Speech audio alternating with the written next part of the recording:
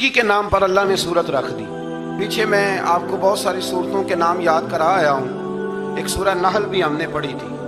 تو اللہ تبارک و تعالیٰ نے اس سورت میں قرآن کریم کی حقانیت، مومنین کی صفات، مختلف انبیاء کے احوال، اللہ تعالیٰ کی توحید پر دلائل، قیامت کی ہولناکیاں اور حیات بعد الموت کا ذکر فرمایا.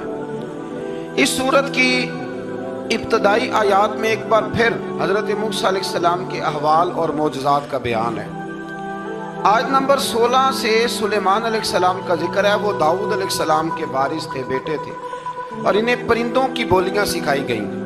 جنات اور انسانوں کے لشکر کا ایک فوجی ڈسپلن کے ساتھ ان کے پاس حاضر رہتے تھے. وہ جو ان کا لشکر تھا نا، اس میں انسان بھی تھے، جن بھی تھے، اور اس کے اندر پرندے بھی تھے. ان کا لشکر تھا، وہ ہمیشہ ان کے پاس رہتے تھے. حضرت سلیمان علیہ السلام گزر رہے تھے تو ایک مقام سے آپ گزرے جہاں چیونٹیاں بڑی کثرت کے ساتھ تھیں. تو ایک چیونٹی جو ان چیونٹیوں کی سردار تھی، ان چیونٹیوں کی بڑی تھی، اور مفسرین کرام نے یہ بھی لکھا ہے کہ وہ تھی بھی ایک آنکھ اس کی کوئی نہیں تھی، ایک ٹانگ اس کی کوئی نہیں تھی، لیکن اس حال میں بھی وہ چیونٹی جو تھی وہ چیونٹیوں کی قیادت کر رہی تھی. تو حضرت سیدنا سلیمان علیہ السلام کا لشکر جب وہاں سے گزرا تو وہ کہنے لگی یا ایھا النمل ادخلوا مساکنکم، کہنے لگی چیونٹیوں اپنے بلوں میں گھس جاؤ. کہیں ایسا نہ ہو کہ سلیمان علیہ السلام کا لشکر بے دہانی میں، سلیمان کا لشکر توجہ نہ کرے اور تمہیں پاؤں کے نیچے مسل دے. لہذا اس طرح کرو کہ تم اپنے اپنے بلوں میں گھس جاؤ. حضرت سلیمان ابھی 3 میل دور تھے. تمام مفسرین نے لکھا ہے 3 میل دور تھے. تو وہاں سے چیونٹی بول لی تو قرآن کہتا ہے کہ حضرت سلیمان اس کی بات سن کے ہنس پڑے. فتبسم ضاحکا، آپ اس کی بات سن کے ہنس پڑے کہ دیکھو یہ چیونٹی کیا کہہ رہی ہے. ذرا غور کرنا بات پر کہ حضرت سلیمان 3 میل دور فاصلے پر چیونٹی کی بات بھی سن لیتے. مولوی نے قرآن کی آیت پکی یاد کر لی، انا بشر مثلکم. کہتا ہے حضور نے کہا میں تمہاری طرح کا بشر ہوں. نبی ہماری طرح ہوتے ہیں جی. تو وہ تو 3 میل دور چیونٹی کی آواز سن لیتے تھے. اس کے کان میں چیونٹی رکھو بلا، اسے کہو کہ بتا بلا کیا کہتی ہے.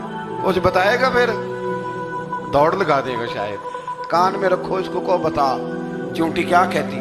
اور اگر یہ لفظ نہ ہوتے قرآن کے کہ جب انہوں نے سنا تو ہنس پڑے، یہ جملے نہ ہوتے تو شاید اس کو بھی نہ مانتے. لیکن حضرت سلیمان نے سنی چیونٹی کی بات اور اگلی بات کہنے لگا ہوں. بڑے خوبصورت لفظ لکھے ہیں مفسرین نے. فرماتے ہیں دیکھو ایک چیونٹی نے ایک جملہ بول کے، ایک چیونٹی نے ایک جملہ بول کے اپنے قبیلے کی خیر خواہی کی تو رب نے اس کا جملہ بھی قرآن میں بیان فرما دیا. تو جو ساری زندگی لوگوں کو جملے بول بول کے کہے رب رسول کی طرف آ جاؤ، تو اللہ قیامت میں اس کی بات کو قائم نہیں فرمائے گا. جو بھی کسی کی خیر خواہی کرے وہ ایک جملہ بول کے کرے، اور ہو بھی چیونٹی. تو اگر اللہ اس کا ذکر قرآن میں باقی رکھتا ہے تو میں اور آپ اگر کسی کی خیر خواہی کریں گے تو انشاءاللہ ذکر باقی رہے گا. شرط یہ ہے کہ کریں خیر خواہی. خیر خواہی کرو کسی کی، ایک جملہ بول کے بھی کرو، چیونٹی بھی ہو تو اللہ قرآن میں ذکر باقی فرما دیتا ہے. تو اللہ تبارک و تعالیٰ نے اس بات کا ذکر قرآن مجید میں فرمایا. اس پر کئی کچھ لکھا ہے. اسی طرح سے ایک بات اور لکھی ہے ہمارے مفسرین نے کہ حضرت سلیمان ایک دن اسی طرح نکلے، قحط پڑ گیا تھا، بارش نہیں ہوتی تھی. تو حضرت سلیمان باہر میدان میں نکلے دعا کرنے کے لیے، خشک سالی تھی. تو جب آپ گئے تو ایک چیونٹی اپنے پر پھیلا کے دعا مانگ رہی تھی. تو رب کریم نے فرمایا سلیمان آپ واپس چلے جائیں، بارش آ جائے گی پر آئے گی چیونٹی کی دعا پہ. تو حضرت سلیمان نے عرض کی مولا میں بھی تو اتنا لشکر لے کے آیا ہوں نا، تو چلو ہمیں بھی دعا کر لینے دے. تو چیونٹی کی دعا پہ برسا دینا پر دعا کر لینے دے. فرمایا نہیں آپ واپس جائیں، دعا نہ مانگے. یا اللہ کیوں؟ فرمایا چیونٹی کا دل ٹوٹ جائے گا، وہ تو کہے گی کہ یہ سلیمان کی لشکر دعا پہ پھر بارش آئی ہے. تو آپ نہ کریں تاکہ اس کے دل میں یہ بات رہے کہ نہیں میرے رب نے میری دعا پہ بارش فرمائی. آپ جائیں، آج بارش آئے گی پر آئے گی چیونٹی کی دعا پہ. تو جو چیونٹی بارش کی دعا کرے قوم کے لیے، اللہ اگر اس کا ذکر قائم رکھتا ہے تو جو اپنی قوم کے لیے ہدایت کی دعا کرے، اور کبھی کبھی گردن جھکا کے دیکھا کرو کہ دل میں رسول اللہ کی امت کا درد کتنا ہے۔ اگر کہیں حضور کی امت کا درد ہے تو پھر انشاءاللہ ذکر قیامت تک باقی رہے گا، پھر انشاءاللہ قیامت تک آنے والی نسلیں بھی آپ کا ذکر کریں گی اگر حضور کی امت کا درد سینے میں موجود ہے۔ اسی طرح سے پھر حضرت سلیمان کے لشکر میں نا ایک ہدہد نامی پرندہ بھی تھا، لشکر کا کارکن تھا پرندہ۔ ہدہد غائب تھا تو حضرت سلیمان کہنے لگے کدھر گیا وہ ہدہد؟ نظر نہ آ جایا سخت سزا دوں گا، یہاں تو کوئی اچھی خبر لائے گا، چونکہ وہ ہدہد پرندہ جاتا تھا تو خبریں لا کے دیتا تھا، ورنہ سزا دوں گا۔ اتنی دیر میں ہدہد بھی آ گیا۔ یہ پرندے جو کارکن ہوتے ہیں بڑے سیانے ہوتے ہیں، کبھی بندہ ناراض ہو تو صحیح خبریں لے آتے ہیں، تو صحیح خبر لے کے آ گیا۔ آتے ہی آ کے بیٹھا تو اس نے حضرت سلیمان علیہ السلام نے کہا کہاں تھے؟ عرض کرنے لگا حضور میں ملک سبا گیا تھا، وہاں ایک عورت حکمرانی کرتی ہے، اس کا نام بلقیس ہے، بہت بڑے تخت پہ بیٹھتی ہے، 80 گز اس کا تخت لمبا ہے، 40 گز چوڑا ہے، اور شاید 80 من کے 80 ٹن اس کا وزن ہے۔ تو حضور وہ سورج کو پوچھتے ہیں۔ حضرت سلیمان نے فوراً خط لکھا، فرمایا جا کے اسے میرا خط دے دو کہ یہاں تو کلمہ پڑھ کے ہماری فرما بردار بن جائے، ورنہ تیار ہو جائے، جو اللہ کے غیر کو پوچھتے ہیں ہم ان کے خلاف جنگ کریں گے۔ وہ جب لے کے گئے نا خط یہ حدود گیا تو وہ میٹنگ کر رہی تھی، اس کے وزیر مشیر سارے بیٹھے تھے، اس نے جا کے خط پھینک دیا ملکہ بلقیس کی جھولی میں۔ اس نے خط پڑھا تو ڈر گئی، وزیروں کو بلایا۔ حضرت سلیمان، قرآن کہتا ہے حضرت سلیمان نے کہا تھا خط پھینک کے نا تو سائڈ پہ ہو کے سننا وہ کیا کہتا ہے۔ بندوں کے لیے منع ہے، پرندوں کے لیے جائز ہے۔ بندوں کے لیے منع ہے سائڈ پہ ہو کے سننا، ہاں جس کی جاسوسی کی ڈیوٹی ہو، کفر کی جاسوسی، اس بندے کے لیے بھی جائز ہے۔ تو یہاں ایک تو وہ پرندے تھے، دوسرا کفر کی جاسوسی کر رہے تھے، سائڈ پہ ہو کے سننے لگے۔ تو ملکہ بلقیس کہنے لگی اب کیا کرنا ہے، یہ خط آیا ہے۔ تو وہ کہنے لگے ہم تیار ہیں، آپ حکم کریں، ہم لڑنے کو تیار ہیں، لڑیں گے۔ وہ کہنے لگی نہیں تیزی نہ دکھاؤ، قرآن مجید کہتا ہے کہ وہ کہنے لگی جب لڑائیاں ہوتی ہیں تو شہر تباہ ہوتے ہیں، ملک کھڈر بن جاتے ہیں، لڑائی مسئلے کا حل نہیں ہے۔ انہوں نے کہا کہ میں نبی ہوں، تو ایک دفعہ آزما لیتے ہیں کہ نبی ہیں کہ نہیں، معاذ اللہ آزما لیتے ہیں۔ کہا کیسے؟ کہنے لگی تحفے تائے بیچتے ہیں، اگر مال پر دل للچا گیا تو پھر نبی نہیں بادشاہ ہے، اور اگر مال پر دل للچایا نہ تو پھر اللہ کے کامل بن گئے۔ یہ فرق اس نے اس وقت بیان کیا۔ اس نے 500 کنیزیں، 500 غلام، بڑے شاندار لباس پہنا کے، 500 گھوڑا بڑا تگڑا، اس کے اوپر مال و اسباب رکھ کے تیاری کرا کے حضرت سلیمان کی طرف بھیجا۔ ہدہد پہلے سے خبر لے کے آ گیا، حضور اس نے یہ پروگرام بنایا ہے۔ وہ جب آیا سارا کچھ تو حضرت سلیمان دیکھ کے جلال میں آ گئے، فرمانے لگے اسے جا کے کہہ دو تو مجھے کیا تحفے بھیجے گی، میرے رب نے مجھے مالا مال فرمایا ہوا ہے، نے مالا مال کیا میرے مالک نے، جا اسے جا کے کہہ تو کیا تحفے دے گی۔ جب رب دیتا ہے تو پھر کوئی کمی نہ وہ نہیں چھوڑتا۔ بندے کیا دے سکتے، بندے تو بیچارے 10 دے کے تو 10 دن ان کی آنکھیں نہیں کھلتی۔ فرمایا مجھے اللہ نے جو دیا ہے کیا بات ہے اس کے دینے کی، تو فرمایا اسے کہو یا فرما بردار ہو کے آ جائے یا جنگ کے لیے تیار ہو جائے، ہم اسے اس کے شہر سے ذلیل کر کے نکال دیں گے۔ اس نے جا کے جب پیغام دیا تو اور ان لوگوں نے بھی آ کے بتایا کہ وہاں تو ہم عجیب منظر دیکھ کے آئے ہیں کہ جانور بھی ہاتھ باندھے کھڑے ہیں، وہاں تو جنات، سرکش جنات کھڑے ہیں۔ وہ بادشاہ نہیں، وہ نبی ہیں، وہ جو 500 غلام اور 500 کنیزیں گئی تھی، حوال سنایا آ کے۔ تو ملکہ بلقیس نے پھر خط لکھا کہ میں فرما بردار ہو کے آ رہی ہوں۔ مانا کیا ہے، میں کلمہ پڑھنے کے لیے آ رہی ہوں۔ تو حضرت سلیمان نے کہا بھئی اب اس طرح کرو، ذرا فرش بچھاؤ۔ انہوں نے فرش بچھایا، اس طرح کا کہ اوپر فرش تھا، نیچے مچھلیاں تیر رہی تھیں، لگ رہا تھا دریا ہے، ڈیوٹی لگا دی، جنات نے بچھا دیا۔ ادھر حضرت سیدنا سلیمان فرمانے لگے اب چونکہ مان کے آ رہی ہے تو اسے اپنی نبوت کی علامتیں بھی دکھانی ہیں۔ اس نے تخت بڑا شاندار بنوایا تھا، اور خواتین میں جو عادتیں خواتین والی ہوتی ہیں وہ جاتی نہیں، وہ 7 کمروں میں نا پیچھے اپنا تخت رکھ کے تو 7 دروازے بند کر کے آئی۔ اس زمانے میں ایک رواج تھا، وہ زلیخا نے بھی 7 دروازے مکفل کے ایک رواج تھا۔ ایک کمرہ، پھر کمرے کے پیچھے کمرہ، پھر اس کے پیچھے کمرہ، پھر اس کے پیچھے کمرہ، اور اس کو بڑے موٹے تالے لگائے جاتے تھے، اور فلسفہ یہ تھا کہ ایک تالا توڑے گا کوئی تو جب تک سپاہی آ جائیں گے، اور اگر اس کے توڑنے تک نہ آئے تو دوسرے کے توڑنے تک آ جائیں گے، اور اس کے توڑنے تک نہ آئے تو ساتویں تک تو آئے جائیں گے۔ یہ ان لوگوں کا نفسیاتی معاملہ تھا، سوچ تھی۔ 7 کمروں میں مکفل کر کے نہ وہ نکلی تو حضرت سلیمان علیہ السلام کہنے لگے بھئی مجھے اس کا تخت چاہیے اس کے آنے سے پہلے۔ اس کے آنے سے اس واقعے کی کیا ضرورت تھی قرآن پاک میں؟ یہ کیا حاجت تھی یہ تخت والی ساری بات قرآن نے کیوں بیان کی؟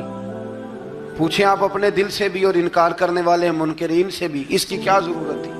وہ جو کہتے ہیں جی ولی کی کرامت کی کیا ضرورت ہے، سیدھی سیدھی نماز پڑھو، روزہ رکھو، حج کرو، زکوٰۃ دو، تو پوچھو ان سے ایک سورت نمل کے اندر اس ساری تفصیل کی کیا ضرورت تھی؟ ختم ہو گئی جب وہ کلمہ جو پڑھ رہی ہے، تو پھر اس سارے واقعے کو رب کیوں بیان فرماتا ہے؟ حضرت سیدنا سلیمان فرمانے لگے تخت چاہیے، اور چاہیے اس کے آنے سے پہلے۔ قال عفریت من الجن، جنوں میں سے ایک بہت بڑا جن بولا، کہنے لگا حضور آپ کا یہ تخت برخاست ہونے سے پہلے لے آؤں گا۔ یہ جو آپ میٹنگ کر رہے ہیں نا، یا آپ فیصلے ختم، کچھ نے لکھا صبح سے شام تک میٹنگ ہوتی ہے اور اس کو آنے میں پتہ نہیں کتنے دن لگیں گے، تو میں یہ برخاست ہونے سے پہلے، اور کچھ نے کہا دی آپ شرط کیوں لگاتے ہیں کہ صبح سے شام تک ہوتی؟ اس جن نے کہا دی آپ 10 منٹ میں فارغ ہو جائیں، آپ فارغ ہوں گے تو تخت آ جائے گا۔ مفسرین نے لکھا ہے کہ جب قرآن کہتا ہے کہ اس نے کہا کہ آپ کے فارغ ہونے سے پہلے، اس کا مطلب ہے کہ جب آپ اٹھیں گے یہ جگہ خالی کر دیں گے تو تخت یہاں کیویں ہزاروں میل کا فاصلہ ہے، آ جائے گا، پر ہوائی جہاز پہ کارگو کرا کے، جی DHL کے ذریعے کیسے آئے گا؟ وہاں آئے گا تو بس آئے گا۔ تو حضرت سلیمان کی تو بادشاہت تھی نا زمانے پہ، فرمانے لگے نہیں نہیں تو لیٹ ہے، تو لیٹ ہے، تو ہمیں جانتا ہی نہیں، اٹ سٹ تے پکھڑا کوار گندر، اسی اور بھی بوٹیاں جاننے ہاں، یہ تو لیٹ ہے، ابھی ہماری طاقت اس سے زیادہ ہے۔ بڑی کمال بات لکھی ہے لکھنے والوں نے۔ ایک مفسر نے لکھا ہے کہ ابھی حضرت سلیمان نے غلاموں سے منگوایا ہے، اپنی بات کوئی نہیں کی، یہ حال ہے ان کے غلاموں کا، تو سردار کا عالم کیا ہوگا؟ حضرت سلیمان کہنے لگے بھی جلدی جائیے۔ قال الذی عنده علم من الکتاب انا آتیک بہ قبل ان یرتد الیک طرفک، تو اٹھا ان میں سے وہ جس کے پاس کتاب میں سے علم تھا، ساری کتاب کا بھی نہیں، علم من الکتاب، کتاب، وہ اٹھے جن کے پاس کتاب میں سے علم تھا، تو وہ اٹھ کے کہنے لگے حضور میں لے آؤں گا، کب؟ آپ کے آنکھ جھپکنے سے، نہیں آنکھ جھپکنے سے، بندہ تھا جن تھا، جن کی تو بات مانی نہیں انہوں نے، کیا کہا؟ آنکھ جھپکنے سے، میں آنکھ جھپکنے سے پہلے لے آؤں گا۔ تو حضرت سلیمان کہنے لگے تو ٹھیک ہے چل لا، پھر لا، پھر آنکھ جھپکنے سے بڑے ہی نہیں، پھر غصہ نہیں آتا ان پہ، پھر غصہ نہیں آتا۔ میرے شیخ کامل، مرشد اکمل، شیخ بحر و بار، حضور غوث پاک جیلانی، حضرت غوث اعظم یوں کر کے شاگردوں کو، مریدوں کو سبق پڑھا رہے تھے، پڑھاتے پڑھاتے ہاتھ آگے کیا، اور جب ہاتھ واپس آیا تو بھیگ گیا تھا سارا۔ تو شاگرد کہنے لگے حضور یہ کیا ہے؟ فرمایا تمہیں نہیں سمجھ آئے گی، چھوڑو تمہارے والی بات نہیں، خاصان دی گلاما آگے نہیں مناسب کرنی، رہنے دو تو۔ کچھ وقت گزرا تو کچھ لوگ آ گئے، ابھی کلاس ختم نہیں ہوئی تھی، کپڑے بھیگے ہوئے ہو، وہ شاگرد پہلے ہی منتظر تھے، کہا تمہیں کیا ہوا؟ کہنے لگے دریا میں جا رہے تھے، اچانک ہچکولیں آنے لگے، تو ہم نے کوئی کسی بے عمل کا بازو تو نہیں نہ تھاما، ہم غوث اعظم کے ماننے والے ہیں، تو دریا میں کہا یا شیخ عبد القادر جیلانی شیئا للہ، اللہ کے راستے میں مدد کرو۔ تو کہنے لگے بس ایک ہاتھ ہی آیا ہے، اور یوں کشتی کھینچ کے باہر نکالی ہے تو اب وہ شاگرد سارے چپ کر گئے، کہنے لگے جواب کیوں نہیں دیتے؟ انہوں نے کہا تم نے ہاتھ دیکھا ہے پہنچتا ہوا اور ہم نے ہاتھ دیکھا یہاں سے جاتا ہوا، تم نے پہنچتا ہوا دیکھا ہے تو ہم نے حضرت بہاؤالحق نقشبند بخاری، ان کی ایک مریدنی تھی، اوپر چبارے پہ کسی نے اس کی عزت پہ ہاتھ ڈالا، چبارے پہ اوپر والی منزل پہ، اس مریدنی نے اپنی عزت بچانے کے لیے چھلانگ لگا دی، جب وہ نیچے گر رہی تھی تو حضرت بہاؤالحق نقشبند بخاری پہنچ گئے، نیچے کوئی ایسا بندوبست کر دیا، کوئی چارپائی بچھا دی، کوئی ایسا جس پہ وہ آ کے آرام سے گری اور بچ گئی۔ حضرت صاحب کی طرف دیکھ کے کہنے لگی حضور آپ کب آئے؟ فرمانے لگے پتر جب تو چبارے سے چلی تھی تب میں بخارے سے چلا تھا، جب تو چبارے سے چلی تھی نا تب میں بخارے سے چلا تھا، اور تیرے نیچے آنے تک میں بھی پہنچ گیا ہوں، میں بھی مالی دا کم راکھی کرنا، پھل کچے ہون یا پکے، اے پیر مریدان دے سر تے رہندا ہے، اے جھوٹے ہون یا سچے، یہ پکی غلامی کریں یا کچی کریں، پیر کی بھی مجبوری ہوتی ہے، کیا کریں، پیر مریدان دے سر تے ہی رہندا ہے، اے جھوٹے ہون یا سچے، کیا کیا جا سکتا ہے؟ لیکن نافرمان بیٹے کا بھی تو جائیداد میں حصہ ہوتا ہے نا، نافرمان بھی ہو تو جائیداد میں حصہ تو، چلو باپ ناراض رہے گا تو اللہ ناراض رہے گا بات الگ ہے، پر جائیداد کا حقدار تو ہے نا، چاہے نافرمان ہی ہے، پیر مریدان دے سر تے ہی رہندا ہے، اے جھوٹے ہون یا۔ پھر وہ تخت آ گیا، حضرت سلیمان سے پوچھا یہ کیا ہے؟ قال ھذا من فضل ربی، فرمانے لگے کچھ بھی نہیں، حضرت سلیمان کہنے لگے یہ میرے رب کا فضل ہے۔ شاید سب مفسرین نے بڑی بڑی باتیں کی ہوں، پر یہاں ایک قاضی ثناء اللہ پانی پتی رحمت اللہ علیہ کا فقرہ میں پڑھ رہا تھا، بڑا مزہ آ رہا تھا۔ قاضی صاحب فرمانے لگے اس آیت پہ، قاضی صاحب کہتے ہیں جن پر نرا فضل تھا، ھذا من فضل ربی، نرا فضل، فرمایا ان کی تو اتنی طاقت ہے کہ وہ ہزاروں میل دور سے 80 گز لمبا 80 گز چوڑا تخت آنکھ جھپکنے سے پہلے لے آتے ہیں، اور جن کے بارے میں اللہ فرماتے ہیں بشر المؤمنین بِأَنَّ لَهُم مِّنَ اللَّهِ فَضْلًا كَبِيرًا، فرمایا محبوب اپنے غلاموں کو خوشخبری دے دیں باقیوں پہ نرا فضل تھا، ان پر تو فضل کبیر ہے، ان پر تو بڑا ہی فضل ہے اللہ کا۔ تو فرمایا جن پر فضل کبیر ہو، ایک نہیں، اس پر میں بڑے دلائل دے سکتا ہوں، کرامات اولیاء پر میں بڑے ہی دلائل دے سکتا ہوں، بڑے۔ غوث اعظم رضی اللہ تعالیٰ عنہ کے بعد بادشاہ آیا تو کہنے لگا پیر تب مانوں گا جب سیب کھلائیں گے، سیب کا موسم ہی نہیں تھا، تو حضرت صاحب آتے ہی اسے کہنے لگے اب تو میری ولایت کو سیبوں پہ تو نہ تول، اور سیب کھلائے تو ولی یا نہ کھلائے تو ولی کوئی نہیں، یہ تو اب میری ولایت کو سیبوں پہ تو نہ تول۔ تو حضرت صاحب نے یوں ہاتھ اٹھایا تو اللہ نے 2 سیب عطا فرمائے۔ تو وہاں جملہ ہے حضور غوث اعظم کا، فرمانے لگے اگر اللہ حضرت مریم سلام اللہ جو بنی اسرائیل کی ولیہ ہیں، ولی ہے نا، وہ نبی تو نہیں نا، عورت نبی نہیں ہو سکتی، فرمایا اگر اللہ انہیں بغیر موسم کے پھل دے سکتا ہے میں تو محمد عربی کا نوکر ہوں۔ فرمایا اب نہ 2 سیب آئے تھے، تو وہ کہنے لگا میرے تو دل میں 1 سیب تھا نا، تو حضور غوث اعظم نے نا 1 سیب مجھے دیا، 1 میں نے کھایا تو 1 غوث پاک کھانے لگے، کہتے ہیں میں نے منہ میں رکھا ذرا ترش تھا، تو میرے چہرے کا وہ رنگ دیکھ کے نا، اثر دیکھ کے کہ تلخی محسوس، تو غوث اعظم کہنے لگے میرے والا کھا، تو 1 انہوں نے کاٹ کے ٹکڑا دیا، کہتے کھایا تو بڑا میٹھا تھا، تو میں نے کہا حضور آئے تو دونوں ہی غیب سے ہیں، تو آپ کے والا میٹھا ہے میرے والا کڑوا ہے، تو آپ فرمانے لگے آئے تو دونوں غیب سے تھے، پر ایک کو ذرا ظالم کے ہاتھ لگ گئے ہیں نا، اس کو تنبیہ بھی کر دی کہ ظلم سے باز آ جا، تنبیہ بھی کر دی، پر میں ہاتھ ظالم کے لگے اس لیے ترش ہو گیا، سیانا بن، 1 نہیں 20 درجنوں، لیکن پتہ نہیں کیوں لوگ اڑ گئے، پتہ نہیں کیوں کڑ کے آ گئے کرامت اولیاء کے معاملے میں بالکل۔ ابھی کسی حدیث میں یہ نہیں آیا کہ اس زمانے میں ولی ہوں گے تو اس زمانے میں ولی نہیں ہوں گے، حضور نے فرمایا میری امت کبھی گمراہی پر جمع نہیں ہوگی۔ اقبال کہتے ہیں اولیاء کیا ہوتے ہیں؟ اولیاء کیا ہیں؟ جواسیس القلوب۔ اقبال کہتا ہے ولی کا بہت بڑا ولی تم نے دیکھنا ہو تو اسے دیکھو جو تیرے دل کا جاسوس ہے۔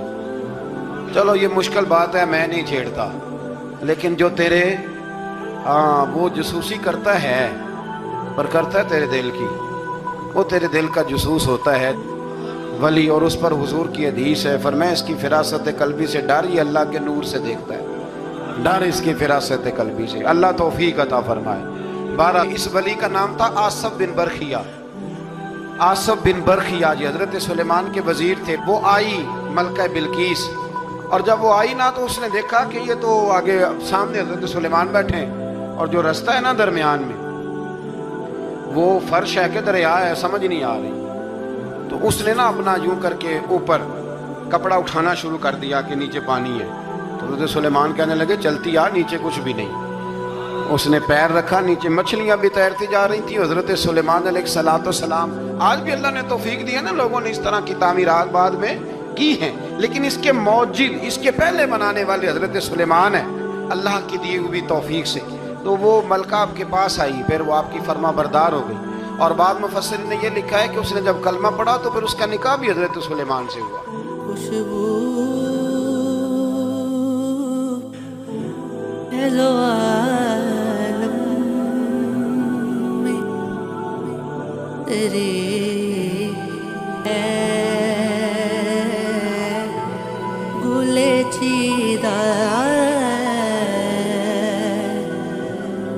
کس